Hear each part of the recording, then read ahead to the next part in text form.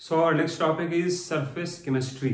ठीक है, तो इससे पहले आप जो चैप्टर पढ़ चुके हो फिजिकल केमिस्ट्री का, दैट इज आपका सॉल्यूशन है, इलेक्ट्रोकेमिस्ट्री है, केमिकल काइनेटिक्स है, सॉलिड स्टेट है, और हम बात करने वाले हैं अभी आपका surface chemistry. Let us see surface chemistry. This is surface chemistry. तो यहाँ पढ़ने वाले हो वैसा फिनोमेना जो सरफेस पे होगा, ठीक है ना। तो आइए देखिए हम यहाँ पे कुछ इस तरह का, जैसे मान लो अगर एक सपोज एक सब्सटेंस है, सपोज एक आइटम सरफेस पे है, एक आइटम अगर बल्क में, मतलब वो सरफेस में नहीं है, मतलब उसके अंदर है, ठीक है ना। तो इसके चारों तरफ सेम तरह का आइटम मिल जाएगा, इसके चारों तरफ सेम तरह का आइटम मिलेगा, और अगर फोर्स अगर काम कर रहा होगा तो सब तरफ से बराबर फोर्स इसमें काम करेगा, मतलब इसमें नेट फोर्स कितना होगा, 0 होगा। जो एटम या मॉलिक्यूल जो सरफेस के अंदर है उस पे नेट फोर्स कितना होगा, तो बोलोगे नेट फोर्स काम करेगा उसमें 0। लेकिन जो एटम या मॉलिक्यूल सरफेस पे होगा इस पे केवल फोर्स काम करेगा एक डायरेक्शन में, मतलब अंदर की ओर। बाहर तो एटम मॉलिक्यूल है नहीं सिमिलर, तो बाहर अगर फोर्स नहीं काम करेगा, इसमें नेट फोर्स काम करने वाला है इस तरह से, ठीक है। तो यहां बोलोगे यहाँ पर नेट फोर्स 0 नहीं होगा, इस वाले केस में net force is not equal to 0।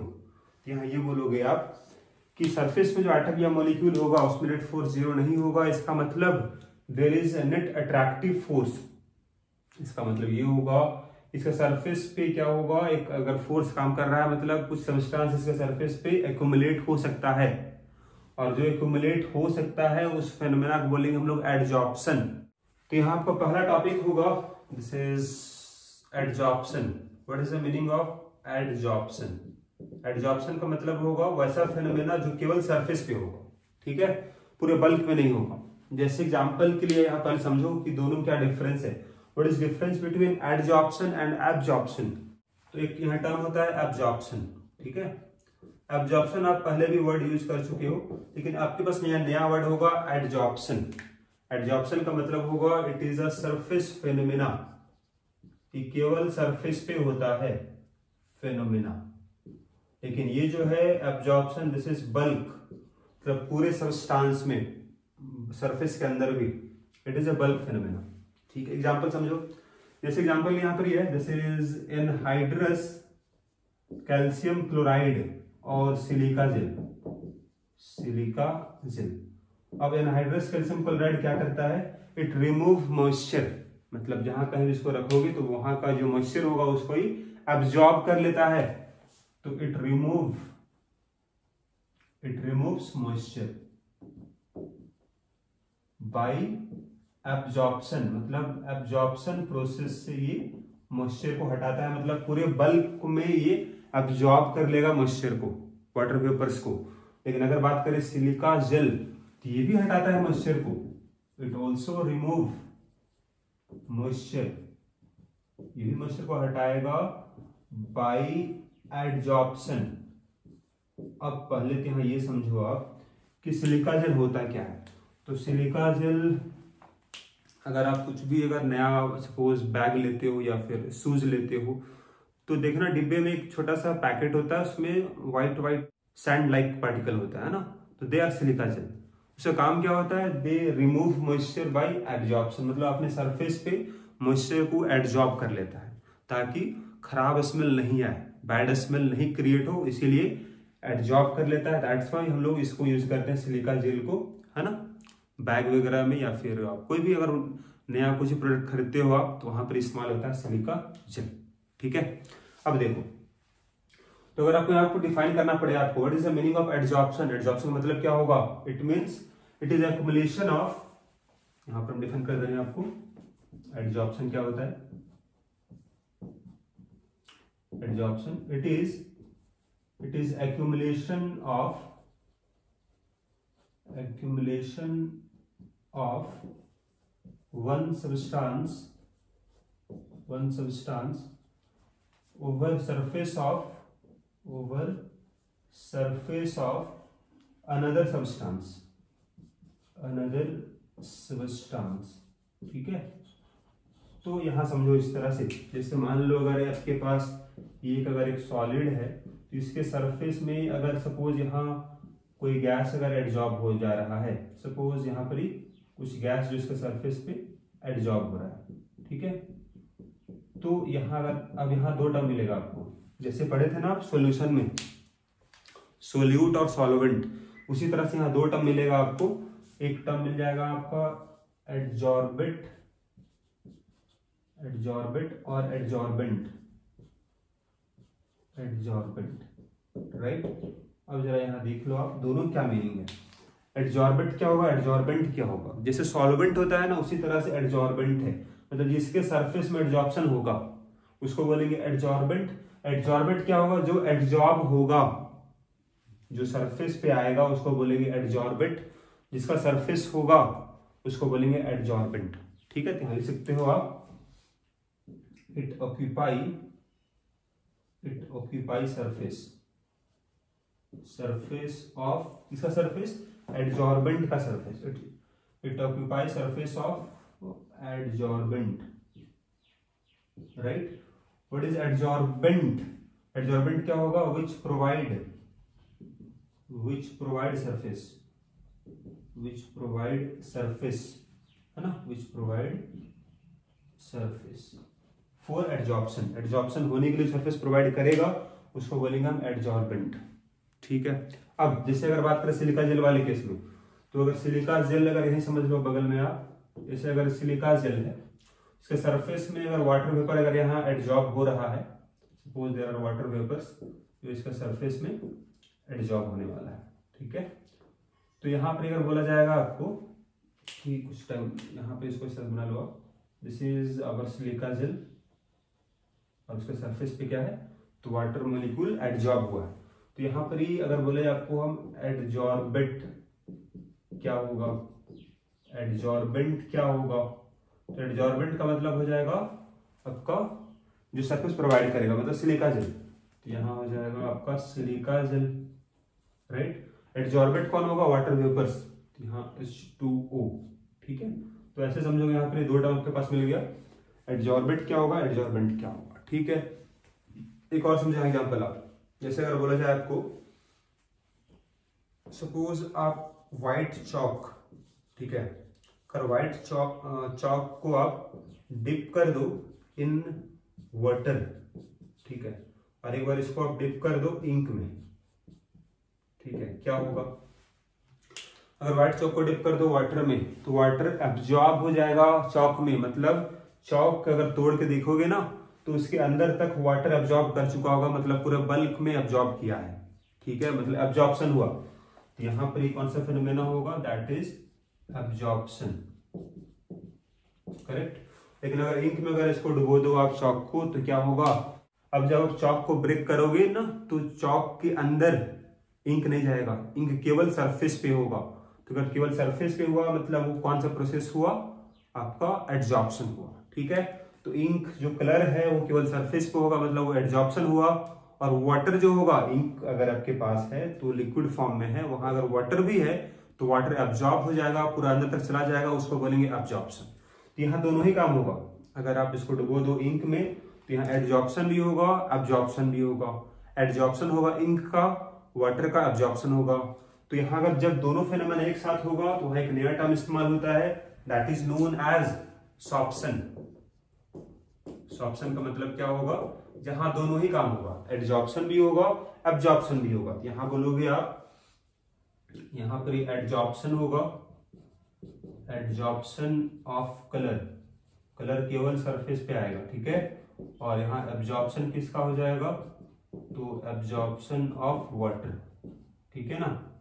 तो इस तरह से आप बोलोगे, यहाँ पर दोनों काम हो रहा है, मतलब कॉमनली क्या बोलोगे आप, सॉर्प्शन, मतलब ईडी यहाँ और यहाँ ए बी है, यहाँ डिफरेंस है ना, तो इसके बाद सॉर्प्शन, यहाँ भी सॉर्प्शन ही है, तो हम सिंपल बोलते हैं इसको सॉर्प्शन। मतलब इसका मतलब होगा both adsorption and absorption takes place, ठीक है। दोनों ही जब होगा तो उसको बोलेंगे हम सॉर्प्शन, करेक्ट। फिर यहां हम देख लेते हैं आपका कि व्हाट इज द थर्मोडायनामिक्स, है ना, ऑफ दिस एड्जॉर्प्शन। तो अगर यहाँ बात करें हम थर्मोडायनामिक्स, इसका मतलब हमको चेक करना है कि प्रोसेस होगा तो कब होगा। ठीक है, जैसे अगर बात करें हम लोग, प्रोसेस तभी होगा जब डेल्टा जी क्या होगा, नेगेटिव होगा। फॉर्मूला क्या होगा इसका, delta H minus T delta S. तो अगर डेल्टा जी नेगेटिव होगा, इसका मतलब एडजॉर्प्शन क्या हो जाएगा, स्पॉन्टेनियस होगा। मतलब प्रोसेस जो है, प्रोसेस विल बी स्पॉन्टेनियस। ठीक है, तो जरा हम चेक करते हैं कि अगर एडजॉर्प्शन हो रहा है, इसका मतलब क्या होगा, बॉन्ड बन रहा है ना। मतलब अगर किसी सरफेस पे अगर कोई और सब्सटेंस अगर आ रहा है, इसका मतलब इसके बीच में फोर्स यहाँ डेवलप हो रहा होगा, तभी तो सरफेस पे आ रहा है। तो फोर्स बन रहा है मतलब बॉन्ड यहाँ बन रहा है, बॉन्ड बनेगा मतलब डेल्टा एच क्या होगा, that is delta H negative आएगा, एनर्जी रिलीज करेगा। डेल्टा एच का वैल्यू क्या होगा, तो डेल्टा एच मतलब एंट्रोपी चेंज। तो अगर कोई सब्सटेंस सेटल हो रहा है सरफेस पे, मतलब रैंडमनेस घटेगा, तो रैंडमनेस घटेगा मतलब ये भी नेगेटिव होगा।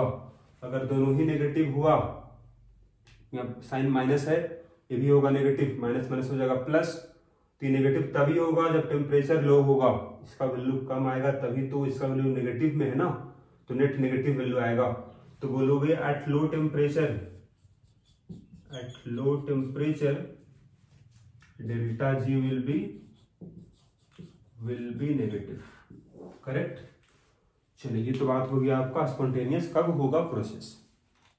Now let us see different types of adsorption process. ठीक है, तो एडजॉर्प्शन को हम डिवाइड करते हैं दो पार्ट में। एक पार्ट हो जाएगा इसका फिजिकल एडजॉर्प्शन, फिजिकल एडजॉर्प्शन, या शॉर्ट में बोलेंगे इसको हम फिजियोसॉर्प्शन। और इसका दूसरा होगा केमिकल एडजॉर्प्शन, केमिकल एडजॉर्प्शन, या इसको बोलते हैं हम लोग शॉर्ट में केमिसॉर्प्शन। ठीक है, तो अगर हम बात करें यहाँ पे दोनों में क्या डिफरेंसेस होगा, यहाँ पहला पॉइंट हम बात करते हैं। तो फिजिकल एडजॉर्प्शन क्यों होगा, due to van der Waals forces, van der Waals forces मतलब काफी वीक फोर्स होता है। ठीक है, और ये क्यों बनेगा, तो ड्यू टू केमिकल बॉन्ड्स, ये बनेगा ड्यू टू केमिकल बॉन्ड्स। तो यहाँ बॉन्ड का फॉर्मेशन होगा, तो उसको बोलेंगे हम केमिकल एडजॉर्प्शन। अगर वीक फोर्स डेवलप हुआ है एडजॉर्बेंट और एडजॉर्बेंट के बीच में, उसको बोलेंगे हम फिजिकल एडजॉर्प्शन। ठीक है, दूसरा यहाँ पॉइंट अगर देखोगे आप, तो वेंडरवॉल फोर्स जनरली अगर हम बात करें, तो इसके कारण जो आपका डेल्टा एच होगा एडजॉर्प्शन, जो हीट रिलीज होगा वो काफी कम रिलीज होगा, approximately 20 to 40 kilo joule per mole. वही अगर यहाँ बात करें हम लोग, तो इसका जो डेल्टा एच आएगा, यहाँ चूंकि स्ट्रॉन्ग बॉन्ड बनने वाला है, तो इसका डेल्टा एच काफी ज्यादा होगा, तो this will be 82 to 40 kilo joule per mole होगा। ठीक है, अब चूंकि यहाँ पर ये हीट रिलीज करेगा, तो अंडरस्टूड है कि आपका इसका साइन क्या होगा, नेगेटिव होगा। हम यहाँ केवल लिखे हैं मैग्नीट्यूड वाला पार्ट, तो दिस इज मैग्नीट्यूड यहाँ लिखा गया आपके पास।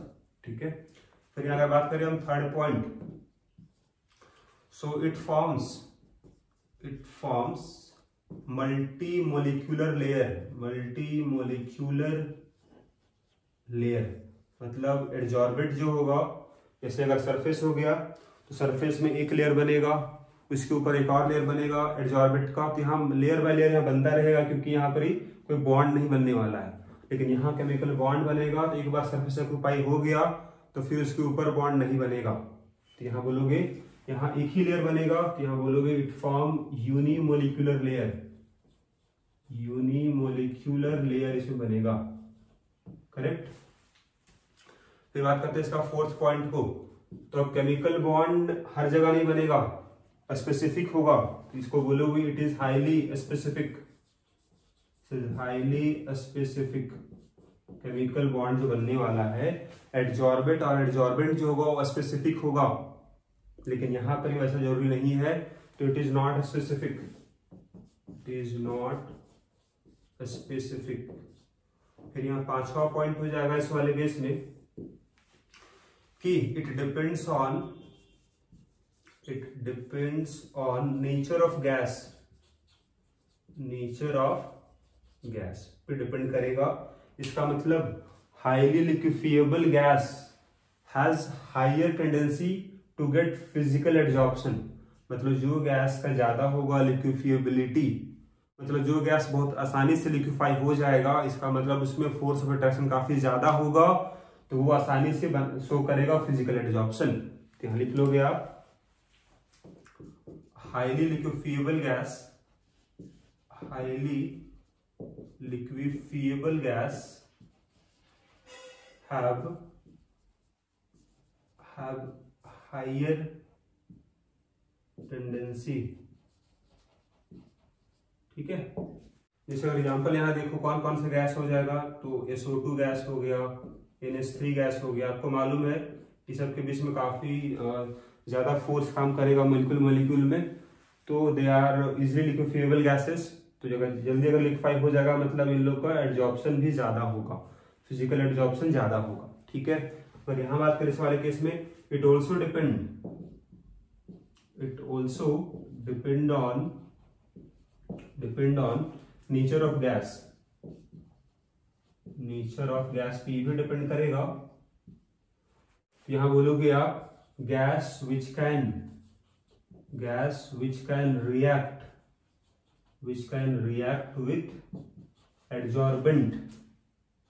react with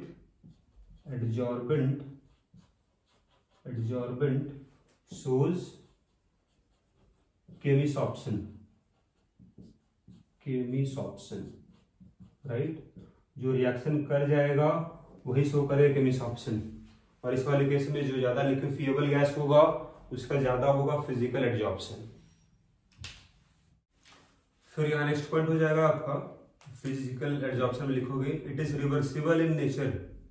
रिवर्सिबल का मतलब होगा कि एक बार अगर आपका एडजॉर्प्शन हो गया तो फिर से वो हट भी जाएगा आसानी से, फिर से वो एडजॉर्प्शन हो जाएगा। लेकिन यहाँ वैसा नहीं होगा, एक बार अगर बॉन्ड बन गया तो आसानी से बॉन्ड ब्रेक नहीं होगा, इसका मतलब इट इज इरिवर्सिबल, ठीक है। फिर यहाँ आपका नेक्स्ट पॉइंट हो जाएगा with increase in temperature extent of physiosorption क्या होगा, घटेगा।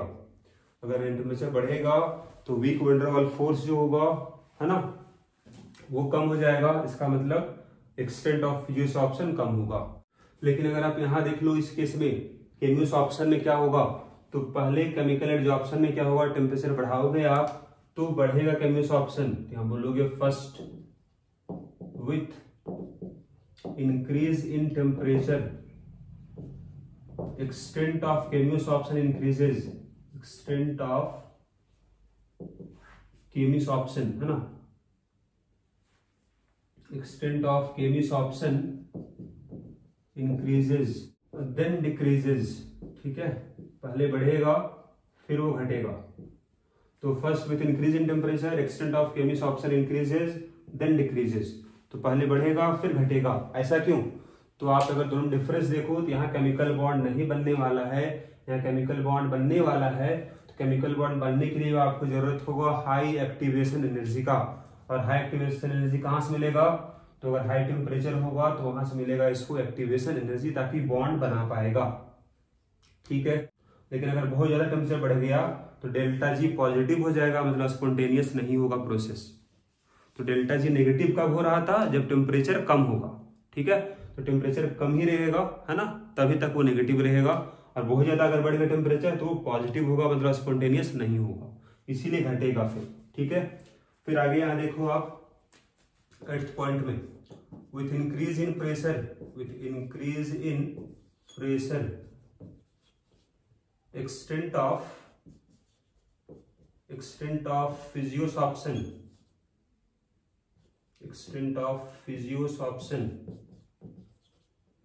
increases। अगर प्रेशर बढ़ेगा तो फिजियोसॉर्प्शन भी बढ़ेगा, लेकिन यहाँ वैसा कोई रिलेशन नहीं होता है। तो बोलोगे नो सिग्निफिकेंट इफेक्ट, ठीक है। तो बात हुआ दोनों डिफरेंसेस क्या होगा। सो नेक्स्ट हम बात कर लेते हैं आपको factor affecting extent of adsorption, factors affecting extent of adsorption correct है। तो जरा यहाँ देखो आप ध्यान से, तो अगर आपको बताना होगा एक्सटेंट ऑफ एडजॉर्प्शन का मतलब यहाँ पर क्या होगा, तो इसको हम एक्सप्रेस करते हैं x बाय m से।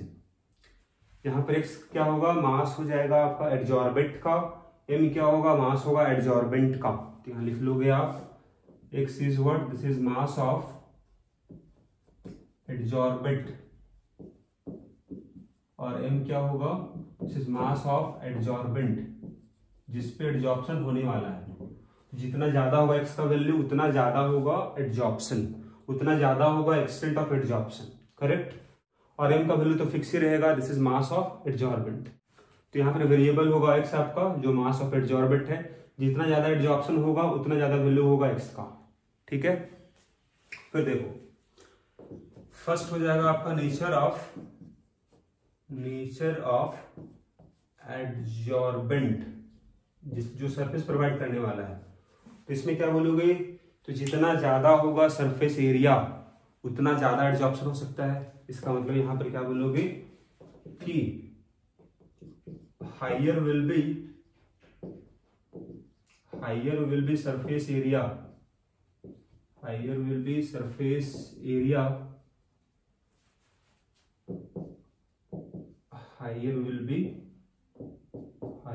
B extent of adsorption. उसके जगह हम केवल लिखने वाले हैं x बाई m, ठीक है। फिर यहाँ नेक्स्ट पॉइंट हो जाएगा कि अगर मान लो एडजॉर्बेंट पे एक बार अगर एडजॉर्प्शन हो गया, ठीक है, एडजॉर्प्शन अगर हो गया तो सरफेस पे एडजॉर्बेंट आ गया, ठीक है। लेकिन अगर उसको आप स्ट्रांगली हीट कर दो वैक्यूम में तो क्या होगा, जो एडजॉर्ब हुआ था वो फिर से हट जाएगा, तो फिर से जो पोर्स है वो खुल जाएगा, तो फिर से वो रेडी हो जाएगा एडजॉर्प्शन के लिए। मतलब जो आपका एडजॉर्बेंट है वो जितना ज्यादा एक्टिवेटेड होगा उतना ज्यादा उसमें एडजॉर्प्शन होगा। मतलब यहां बोलोगे आप highly activated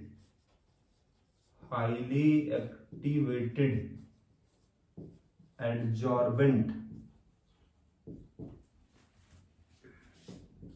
Leeds to higher extent of adsorption.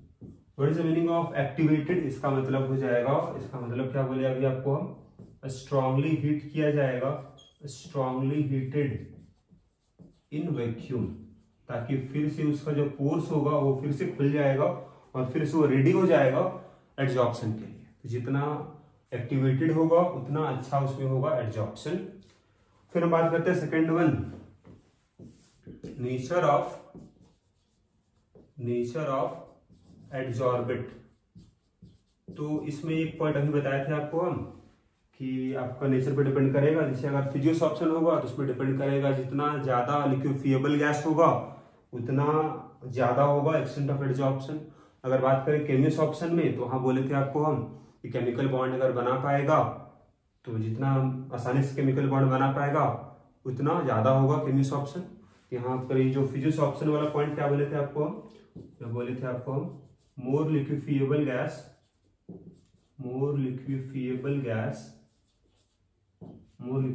gas leads to more extent of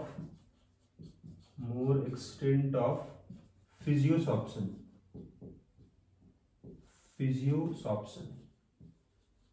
ठीक है, ज्यादा। फिर यह बात होगा आपका थर्ड पॉइंट हो जाएगा टेम्परेचर। अभी बोले थे अभी आपको कि अगर फिजियोस ऑप्शन हुआ तो फिजियोस ऑप्शन के लिए डिक्रीज होता है विथ इंक्रीज इन टेम्परेचर। तो यहाँ कुछ इस तरह से बन जाएगा आपके पास, अगर इस तरफ एक्सटेंट ऑफ एडजॉर्प्शन है, इस तरफ टेम्परेचर है, तो अगर ये बढ़ेगा कि घटेगा, मतलब डायग्राम कुछ ऐसा बनेगा, ठीक है। लेकिन अगर बनाओ आप केमियस ऑप्शन का, तो इसके लिए क्या बोले थे आपको हम कि विथ इंक्रीज इन टेम्परेचर पहले तो एक्सटेंट ऑफ एडजॉर्प्शन बढ़ेगा लेकिन फिर घटेगा, ठीक है। फिर हम बात करते हैं आपका प्रेशर के बारे में। फिर यहाँ फोर्थ पॉइंट देखो आप, प्रेशर, ठीक है। तो प्रेशर में बोले थे आपको हम कि फिजियोस ऑप्शन बढ़ेगा विथ इंक्रीज इन प्रेशर। तो जो यहाँ कर्व बनता है जरा उसको पहले देख लो, this is extent of adsorption, इस तरफ अगर प्रेशर है तो प्रेशर अगर बढ़ेगा तो इसका एक्सटेंट भी बढ़ेगा, लेकिन एक फिक्स प्रेशर के बाद ये कांस्टेंट हो जाएगा। ठीक है, तो कांस्टेंट होने वाला है जैसे ऐसा। सो यहाँ पर ये एक समय के बाद ही सैचुरेट हो जाएगा, मतलब मैक्सिमम एडजॉर्प्शन हो चुका होगा, और उसके बाद और भी प्रेशर बढ़ाओ तो इसका वैल्यू नहीं बढ़ेगा। तो इसका मतलब यहाँ पर ये है कि आप ये बोलोगे कि यहाँ 3 कर्व जो बनाए हम लोग हैं, टेम्परेचर T1 पर, T2 पर और T3 पर, तीनों में क्या रिलेशन होगा? तो टेम्परेचर अगर बढ़ाते हो तो फिजियोसॉर्प्शन घटेगा। इसका मतलब देख लो आप कि एक्सटेंट ऑफ एडजॉर्प्शन किसके लिए कम है? T1 के लिए कम है ना, मैक्सिमम देख लो एडजॉर्प्शन यहाँ तक हो जाएगा, मैक्सिमम एडजॉर्प्शन क्या होगा? ये होगा। T3 के लिए देखो मैक्सिमम एडजॉर्प्शन क्या हो जाएगा? ज्यादा होगा। इसका मतलब टेम्परेचर ये कम है, तो रिलेशन क्या बनेगा आपके लिए? तो रिलेशन यहाँ ये बन जाएगा आपके पास, T1 बड़ा होगा, फिर T2, फिर T3। ठीक है, तो फिर यहाँ देख लो आप इस वाले केस में कि आपका जब प्रेशर जब कम था तो दोनों में क्या रिलेशन था, जब उसको देख लो आप, तो यहाँ बोलोगे एट लो प्रेशर जब प्रेशर कम था उस समय डायरेक्टली प्रोपोर्शनल था, ये बढ़ रहा है, ये बढ़ रहा है। इसका मतलब x/m जो होगा प्रोपोर्शनल टू p का पावर 1 हो जाएगा, करेक्ट। लेकिन अगर हम बात करें एट हाई प्रेशर जब प्रेशर बढ़ गया है बहुत ज्यादा, तो इसका वैल्यू सैचुरेट हो गया, मैक्सिमम हो गया, कांस्टेंट हो गया, तो बोलोगे x/m जो होगा प्रोपोर्शनल टू p का पावर 0 हो जाएगा, कांस्टेंट हो चुका है, इस पर डिपेंड नहीं करेगा। लेकिन अगर बात करें हम मॉडरेट में, ना बहुत ही कम हो ना बहुत ही ज्यादा हो, तो बीच वाले केस में क्या होगा? तो बोलोगे यहाँ पर आप रिलेशन क्या बनेगा? x/m जो होगा this is proportional to p का पावर 1/n हो जाएगा। यहाँ पर n क्या होगा? तो n का वैल्यू हो जाएगा ग्रेटर देन 1 हो जाएगा। ठीक है, और अगर इसको आप लिखो, आप इक्वल टू साइन यहाँ अगर लिखते हो आप, तो यहाँ की और कांस्टेंट आ जाएगा। So this is our relation आपके पास है एक्सटेंट ऑफ एडजॉर्प्शन का और प्रेशर के बीच में। ठीक है, यहाँ पर ये कांस्टेंट कौन सा है? ये भी कांस्टेंट है, n भी कांस्टेंट है। इस पर डिपेंड करेगा, ये डिपेंड करेगा नेचर ऑफ एडजॉर्बेंट और एडजॉर्बेंट पर। यहाँ लिख लोगे आप depends on nature of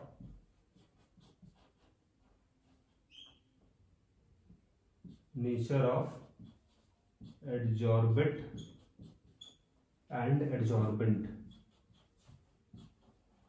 adsorbent। ठीक है, यहां लिख लोगे आप एट मॉडरेट प्रेशर, है ना, एट मॉडरेट प्रेशर, ना बहुत ज्यादा ना बहुत कम है, तो रिलेशन ये हो जाएगा आपके पास। तो फिर देखो यहाँ पर यार, जैसे अभी हम बताए थे आपको, हम x/m का वैल्यू किसका बराबर था? k होगा p का पावर 1/n होगा। ठीक है, अगर आप यहाँ दोनों साइड log ले लो, तो टेक log बोथ साइड, तो ऐसे करने से आपके पास दिस इज log x/m होगा इक्वल टू, क्योंकि यहाँ पर ये दोनों प्रोडक्ट में है तो सम में आ जाएगा, तो log k होगा प्लस log p का पावर 1/n हो जाएगा।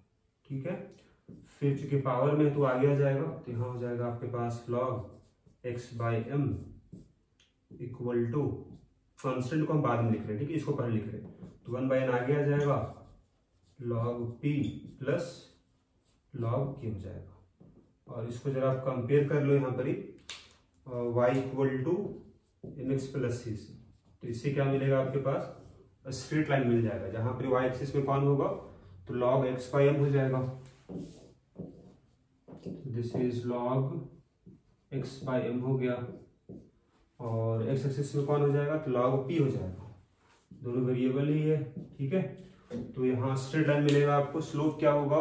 तो स्लोप 1/n हो जाएगा, तो स्ट्रेट लाइन है और इसका स्लोप क्या होगा? तो स्लोप हो जाएगा 1/n। y इंटरसेप्ट कितना होगा? c इक्वल टू कितना हो जाएगा? log k होगा। ठीक है, तो this is known as adsorption isotherm, है ना, और ये हम बनाए हैं एट कांस्टेंट टेम्परेचर पे बना हुआ है, इसीलिए इसको बोलते हैं आइसोथर्म।